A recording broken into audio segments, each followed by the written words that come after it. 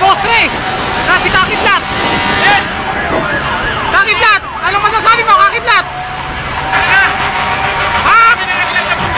Maraming nalaglag na bumbero sa loob, mga kaibigan. Nag-collapse ang loob. Nako, nasa loob pa naman si DJ26. Ano kaya nangyari? Si Kaotet nasa loob. Masyado na malaki. Ayun na nga po mga kaibigan, sinusunog na ang tarpaulin. Nasusunog na ang tarpaulin, mga kaibigan. Asahan si Jollibee? Yeah, si Jollibee natutunaw na. Wala pa si Mr. Yam.